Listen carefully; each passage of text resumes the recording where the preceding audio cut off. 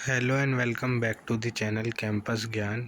आज का हमारा सब्जेक्ट शुरू हो रहा है project and sourcing management KMBN OM04 और हमने MBA के सभी सब्जेक्टों की प्लेलिस्ट बना दी है। आप चैनल में जाके चेकआउट कर सकते हैं और जिस भी सब्जेक्ट की आपको प्लेलिस्ट चाहिए आप उस सब्जेक्ट का नाम कमेंट कर सकते हैं। आइए शुरू करते हैं आज के यूनिट को। आज हम कवर करेंगे यूनिट 1। ठीक है, तो सबसे पहले हमारा टॉपिक आता है इसमें इंट्रोडक्शन टू सोर्सिंग। तो सोर्सिंग एक प्रोसेस है जिसमें कि हम आइडेंटिफाई करते हैं, एवेलुएट करते हैं और इंगेज करते हैं हम सप्लायर्स को ताकि हम गुड्स और सर्विसेज ऑब्टेन कर सकें। अब डेफिनेशन देख लेते हैं। तो सोर्सिंग में हम ढूंढते हैं सप्लायर्स को और ऑर्गेनाइजेशन की नीड्स को पूरा करते हैं गुड्स और सर्विसेज के द्वारा। इसका एग्जांपल है कि एक कंपनी जो कि रॉ मटेरियल्स को सोर्स करती है मल्टीपल सप्लायर से ताकि वो इंश्योर कर सके क्वालिटी को और कॉस्ट इफ़ेक्टिवनेस को। अब ऑब्जेक्टिव देख लेते हैं सोर्सिंग के। तो इसमें है कि इसके सोर्सिंग की मदद से हमें रिलायबल सप्लाई मिलती है गुड्स और सर्विसेज की। सेकंड आता है कि हम कॉस्ट सेविंग को अचीव कर सकते हैं और वैल्यू फॉर मनी को अचीव कर सकते हैं। थर्ड आता है कि मेंटेन कर सकते हैं हम क्वालिटी स्टैंडर्ड्स को। इसका एग्जांपल है कि एक मैन्युफैक्चरर जो कि सोर्स कर रहा है हाई क्वालिटी कंपोनेंट ताकि वो मेंटेन कर सके प्रोडक्ट स्टैंडर्ड्स को। आगे देख लेते हैं। तो आगे आता है हमारा सोर्सिंग की प्रोसेस। तो सबसे पहले हम आइडेंटिफाई करते हैं पोटेंशियल सप्लायर को, फिर हम इवेलुएट करते हैं और सेलेक्ट करते हैं इवेलुएट में से कुछ सप्लायर्स को, और लास्ट में हम सप्लायर्स के साथ कॉन्ट्रैक्ट को नेगोशिएट करते हैं और टर्म्स को फिक्स करते हैं। इसका एग्जांपल है कि एक रिटेलर जो कि सोर्स करता है नए प्रोडक्ट्स को और इवेलुएट करता है मल्टीपल सप्लायर्स को और नेगोशिएट करता है सप्लायर से प्राइस को। फोर्थ पॉइंट आता है इसमें स्ट्रेटेजिक इम्पोर्टेंस। तो सोर्सिंग एक क्रूशियल चीज़ है ताकि हम मेंटेन कर पाएँ कंपेटिटिव एडवांटेज और ऑपरेशनल एफिशिएंसी को। इसका एग्जांपल है कि एक टेक्नोलॉजी कंपनी जो कि कटिंग एज कंपोनेंट को सोर्स कर रही है ताकि वो अपने कंपटीटर से आगे रहे। फिफ्थ आता है सप्लायर रिलेशनशिप। तो इसमें हम बिल्ड करते हैं और मेंटेन करते हैं स्ट्रॉन्ग रिलेशनशिप सप्लायर्स के साथ। इसका एग्जांपल है कि हम रेगुलर कम्युनिकेशन करते हैं और कोलैबोरेशन करते हैं की सप्लायर्स के साथ ताकि हम रिलायबिलिटी इंश्योर कर सकें। नेक्स्ट हमारा पॉइंट आता है रिस्क मैनेजमेंट। तो इसमें हम आइडेंटिफाई करते हैं और मिटिगेट करते हैं रिस्क को जो कि हमारे सप्लाई चेन से जुड़ा हुआ होता है।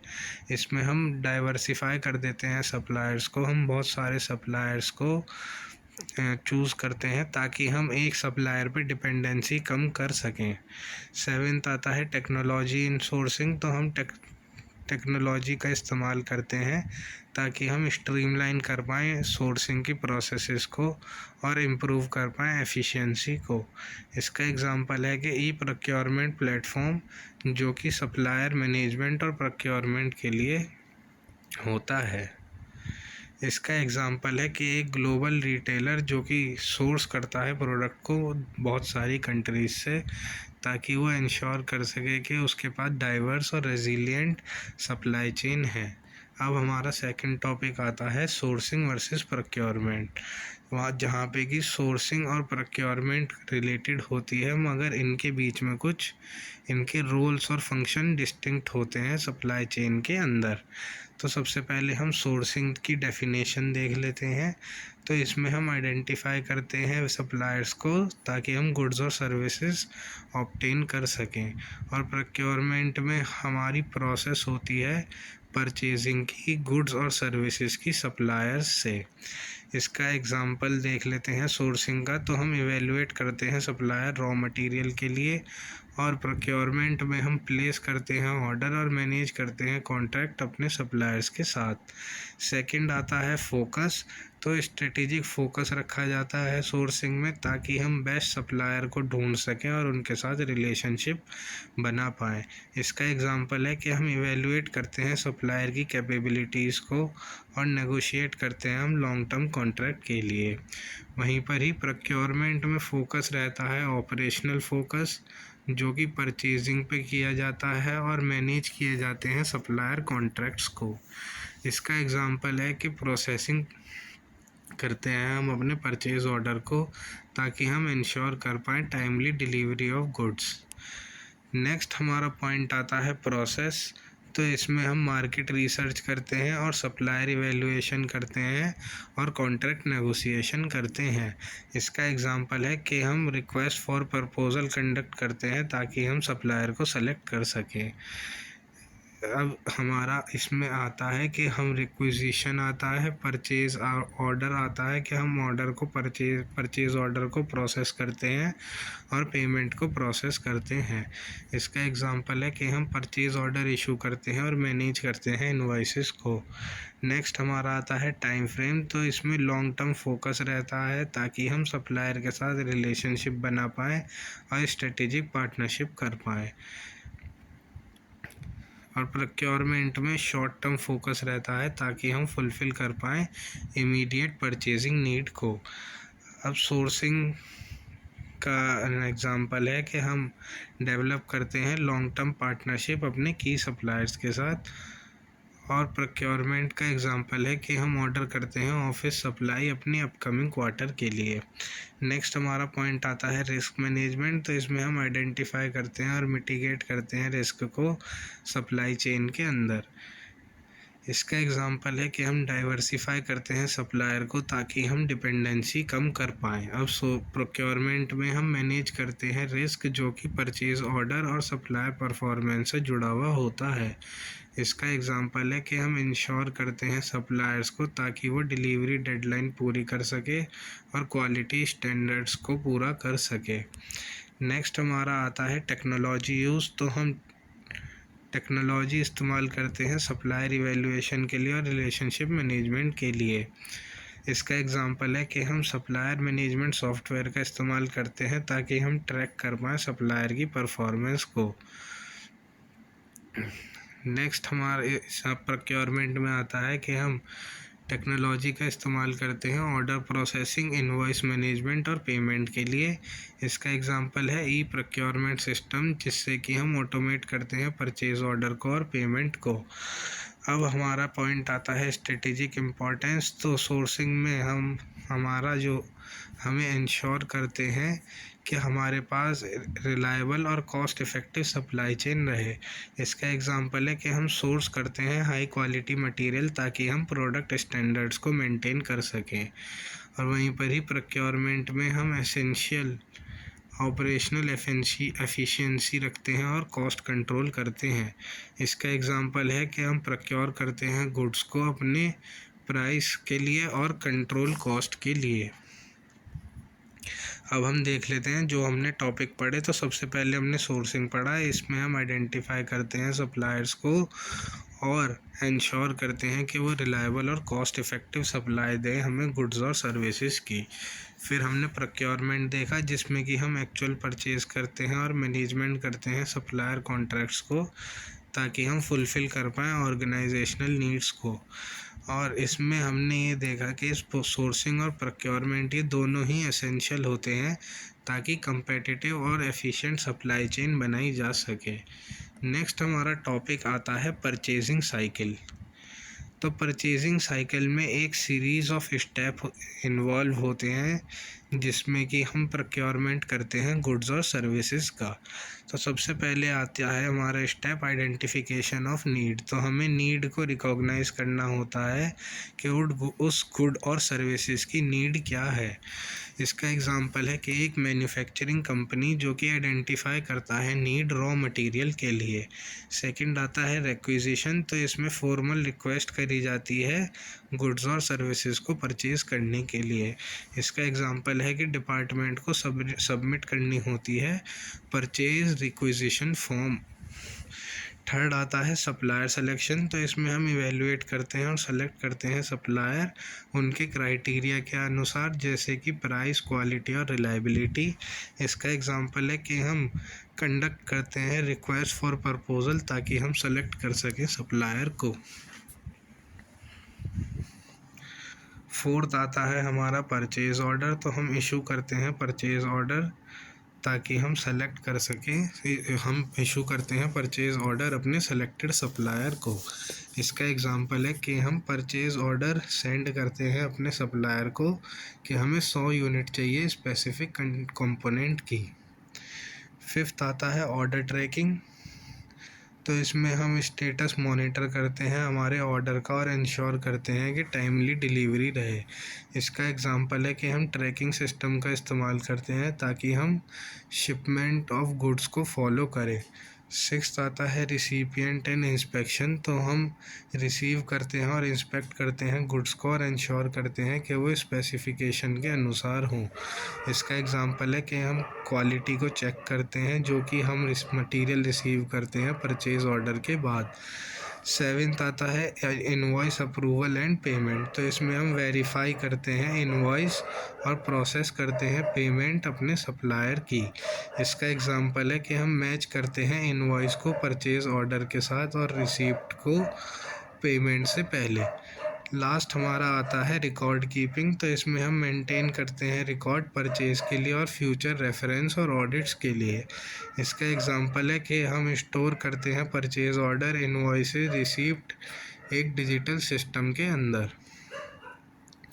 सेकंड हमारा आता है 8 आवर ऑफ परचेजिंग। तो 8 आवर ऑफ परचेजिंग जो है ये की प्रिंसिपल्स हैं जिनसे कि हम इफ़ेक्टिव प्रोक्योरमेंट प्रैक्टिसेस गाइड होती हैं। पहला आता है राइट क्वालिटी। तो इसमें हम इंश्योर करते हैं कि जो गुड्स और सर्विसेज परचेज़ करे गए हैं ये रिक्वायर्ड क्वालिटी स्टैंडर्ड्स के होने चाहिए। इसका एग्जांपल है कि हम परचेज़ करते हैं high quality raw material manufacturing के लिए। सेकंड आता है राइट क्वांटिटी। तो हम ऑर्डर करते हैं करेक्ट अमाउंट ताकि हम ओवर स्टॉकिंग या शॉर्टेज ना करें। इसका एग्जांपल है कि हम कैलकुलेट करते हैं एग्जैक्ट क्वांटिटी जिस कंपोनेंट की हमें चाहिए होती है प्रोडक्शन के लिए। थर्ड आता है हमारा राइट प्राइस। तो इसमें हम ऑब्टेन करते हैं गुड्स और सर्विसेज को एक कंपेटिटिव प्राइस पे और क्वालिटी को कॉम्प्रोमाइज़ नहीं करते हैं। इसका एग्जांपल है कि हम नेगोशिएट करते हैं डिस्काउंट अपने सप्लायर्स के साथ बल्क परचेजेस के लिए। फोर्थ आता है राइट टाइम। तो हम इंश्योर करते हैं टाइमली डिलीवरी ताकि हम प्रोडक्शन के शेड्यूल्स को पूरा करें और ऑपरेशनल नीड्स को पूरा करें। इसका एग्जांपल है कि हम कोऑर्डिनेट करते हैं डिलीवरी शेड्यूल ताकि हम अलाइन कर सकें अपनी प्रोडक्शन टाइमलाइन से। फिफ्थ आता है राइट सोर्स। तो हम सेलेक्ट करते हैं रिलायबल और रेप्यूटेबल सप्लायर्स को। इसका एग्जांपल है कि हम चूज़ करते हैं सप्लायर्स को जिनका एक प्रूवन ट्रैक रिकॉर्ड रहता है रिलायबिलिटी का। सिक्स्थ आता है राइट प्लेस। तो हम इंश्योर करते हैं गुड्स सही जगह डिलीवर करे जाएं, करेक्ट लोकेशन पे डिलीवर करे जाएं। इसका एग्जांपल है कि हम डायरेक्ट करते हैं शिपमेंट्स को एप्रोप्रिएट वेयरहाउस और फैसिलिटी में। सेवेंथ आता है हमारा राइट मोड ऑफ ट्रांसपोर्टेशन। तो हम चूज़ करते हैं सबसे एफिशिएंट और कॉस्ट इफ़ेक्टिव ट्रांसपोर्टेशन मेथड को। इसका एग्जांपल है कि हम एयर फ्राइट का इस्तेमाल करते हैं अपनी अर्जेंट डिलीवरीज़ के लिए, सी फ्राइट के लिए, अपनी बल्क शिपमेंट्स के लिए। हम एयर फ्राइट का इस्तेमाल करते हैं अर्जेंट डिलीवरीज़ के लिए और बल्क शिपमेंट का इस्तेमाल करते हैं सी के लिए, और हम सी में बल्क शिपमेंट का इस्तेमाल करते हैं। और लास्ट हमारा आता है राइट कॉन्ट्रैक्ट टर्म्स। तो इसमें हम नेगोशिएट करते हैं फेवरेबल टर्म्स और कंडीशन अपने सप्लायर्स के साथ। इसका एग्जांपल है कि हम इंक्लूड करते हैं क्लॉजेस जिसमें कि पेनल्टी लिखी रहती है लेट डिलीवरी के लिए। नेक्स्ट हमारा टॉपिक आता है रोल ऑफ परचेजिंग मैनेजर। तो एक परचेजिंग मैनेजर बहुत ही क्रूशल रोल निभाता है प्रोक्योरमेंट प्रोसेस को मैनेज करने में। तो सबसे पहला आता है सप्लायर मैनेजमेंट। तो इसमें हम बिल्ड करते हैं और मेंटेन करते हैं रिलेशनशिप अपने सप्लायर्स के साथ। इसका एग्जांपल है कि हम रेगुलरली मीट करते हैं अपने की सप्लायर्स के साथ ताकि हम उनकी परफॉर्मेंस को डिस्कस कर सकें और फ्यूचर नीड्स को डिस्कस कर सकें। सेकंड आता है कॉस्ट मैनेजमेंट। तो इसमें इंश्योर किया जाता है कॉस्ट इफ़ेक्टिव प्रोक्योरमेंट प्रैक्टिसेस को। इसका एग्जांपल है कि हम नेगोशिएट करते हैं जब हम बल्क परचेज़ करते हैं डिस्काउंट के लिए अपने सप्लायर्स के साथ। थर्ड आता है क्वालिटी एश्योरेंस। तो इसमें हम इंश्योर करते हैं कि जो हमने गुड्स और सर्विसेज खरीदे हैं वो क्वालिटी स्टैंडर्ड्स को पूरा करना चाहिए। इसका एग्जांपल है कि हम इम्प्लीमेंट करते हैं क्वालिटी चेक अपने इनकमिंग मटेरियल की। फोर्थ आता है रिस्क मैनेजमेंट। तो इसमें हम आइडेंटिफाई करते हैं और मिटिगेट करते हैं रिस्क को जो कि प्रोक्योरमेंट प्रोसेस के अंदर आता है। इसका एग्जांपल है कि हम डाइवर्सिफाई करते हैं सप्लायर को ताकि हम डिपेंडेंसी को कम कर पाएँ एक सिंगल सोर्स से। फिफ्थ हमारा आता है स्ट्रेटेजिक प्लानिंग। तो इसमें हम अलाइन करते हैं प्रोक्योरमेंट स्ट्रेटेजी अपने ऑर्गेनाइजेशनल गोल के साथ। इसका एग्जांपल है कि हम डेवलप करते हैं एक सोर्सिंग स्ट्रेटेजी ताकि हम सपोर्ट कर पाएँ नए प्रोडक्ट लॉन्चेस को। सिक्स्थ आता है कंप्लायंस। तो हम इंश्योर करते हैं कि हम लीगल और रेगुलेटरी रिक्वायरमेंट्स को फुलफ़िल करें। इसका एग्जांपल है कि हम इंपोर्ट और एक्सपोर्ट रेगुलेशंस को फॉलो करते हैं और एथिकल सोर्सिंग प्रैक्टिसेस को अपनाते हैं। सेवेंथ आता है टीम लीडरशिप। तो इसमें हम लीड करते हैं और मैनेज करते हैं परचेजिंग टीम को। इसका एग्जांपल है कि हम ट्रेनिंग प्रोवाइड करते हैं और डेवलपमेंट अपॉर्चुनिटीज़ प्रोवाइड करते हैं अपने टीम मेंबर्स को।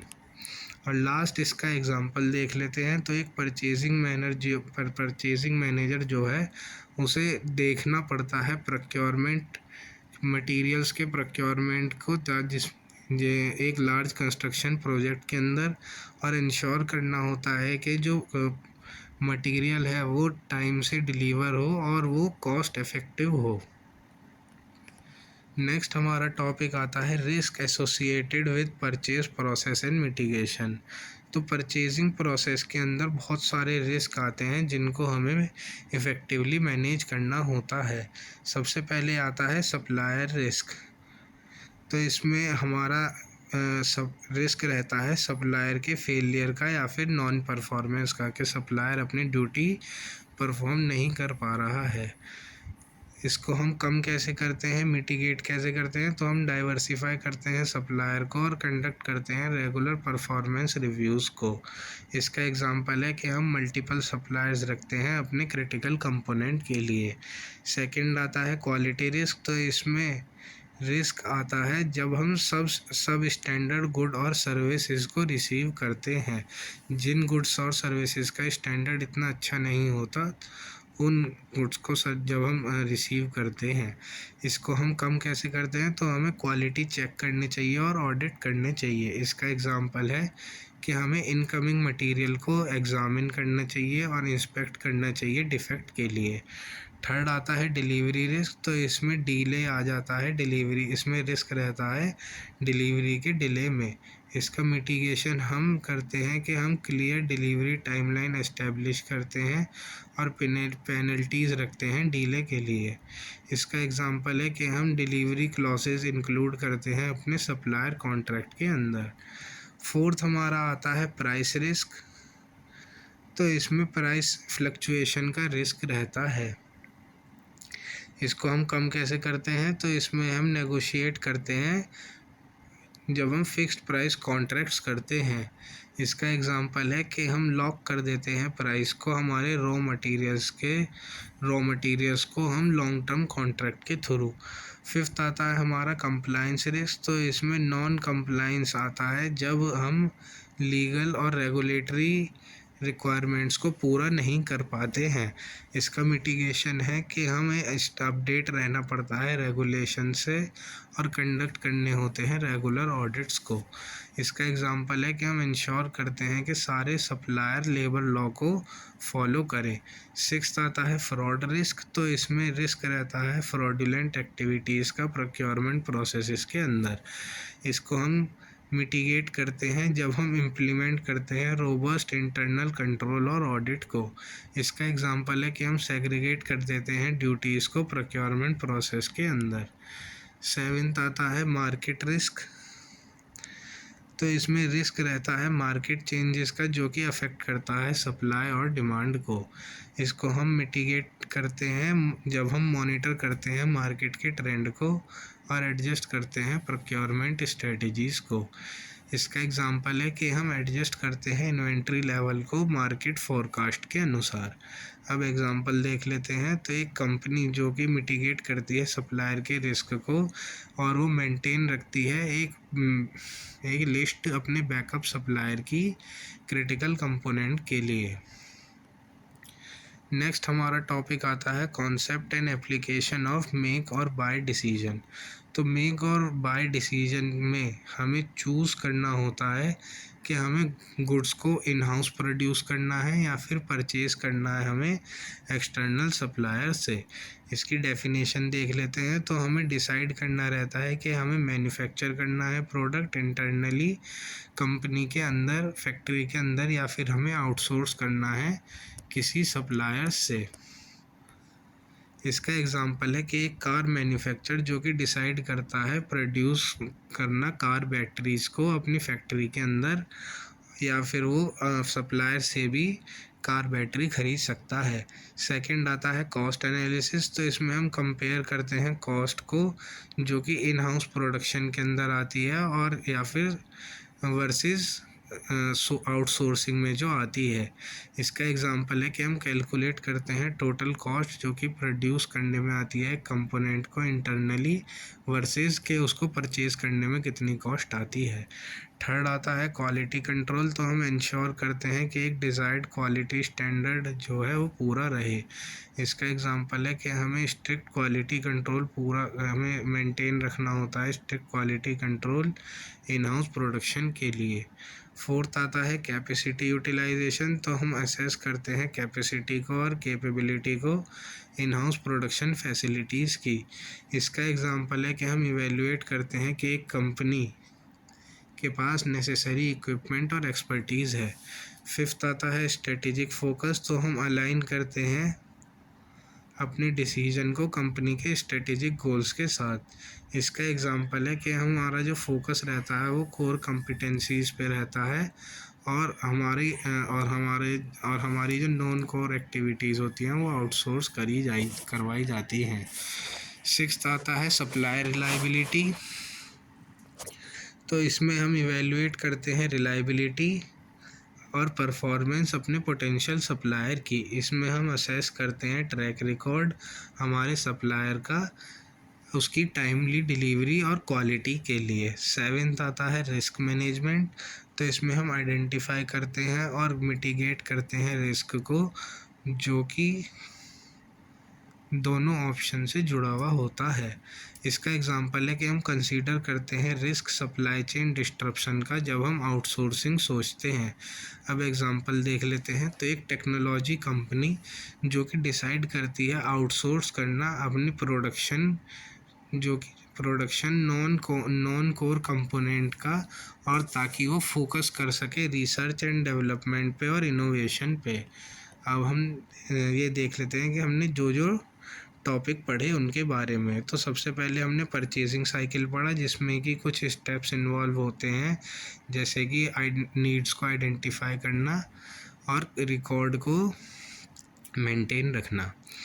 सेकंड हमने पढ़ा था 8 आवर ऑफ परचेजिंग जो कि गाइड होते हैं ताकि हम इफ़ेक्टिव प्रोक्योरमेंट प्रैक्टिसेस कर पाएँ। फिर हमने देखा था रोल ऑफ परचेजिंग मैनेजर जिसमें कि हमने supplier management, cost management, risk management ये सब देखा था। फिर हमने देखा था रिस्क इन परचेजिंग जिसमें कि supplier, quality, delivery, price, complaints, fraud और मार्केट रिस्क इन्वॉल्व होता है और इन सब को हम कैसे मिटिगेट करते हैं वेरियस स्ट्रेटजीज से। और लास्ट हमने देखा था मेक और बाय डिसीजन। तो इसमें हमें चूज़ करना होता है कि हम इन हाउस प्रोडक्शन करेंगे या फिर आउटसोर्सिंग करेंगे, और इसमें हम कुछ फैक्टर्स को कंसीडर करते हैं जैसे कि कॉस्ट, क्वालिटी, कैपेसिटी और स्ट्रेटेजिक फोकस। अगर आप मेरी वीडियो यहाँ तक देख रहे हैं आपका बहुत बहुत धन्यवाद। चैनल को सब्सक्राइब कीजिएगा और वीडियो को लाइक कीजिएगा और शेयर कीजिएगा। Thank you.